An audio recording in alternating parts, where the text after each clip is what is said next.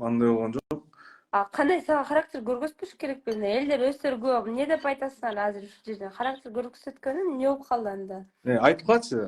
Характер көрсөткөнү туурабы же туура эмеспи? Чай үстүндө жүргөндө. Мен Каракөлдөн болом. Эми кыздын назы бар, базар жок, аны түшүнөм. Сен Мындай түшүнбөйсүң, сен түшүнгөн жоксуң ошол учурда. Түшүнөм жок. дебейсиң. Эми 1 саат сүйлөбөй коюш, эми ал через перебор да алчы. Мен кетип атканда ал кезде. Эгерде кайра эмеге чайга деп коем, киного кирип отурган болсо сүйлөмөкмүн да. Жок.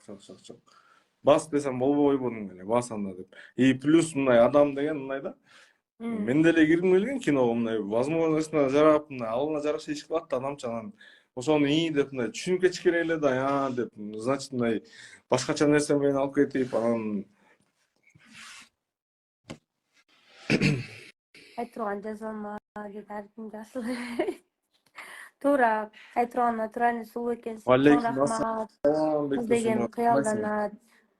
Характер көргөзөт туура дейт. Көрдүң, бүт бар мени колдоп атат. Ты не прав.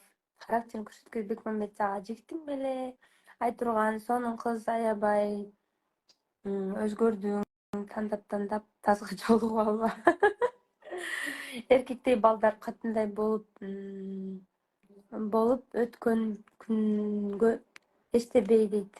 Туура айтасыз, ошентейин а. Сиздин жарык таңы, жыржаңы көңүл жаңы, жүрөктү толтурган, жаңы жыл келди дагы.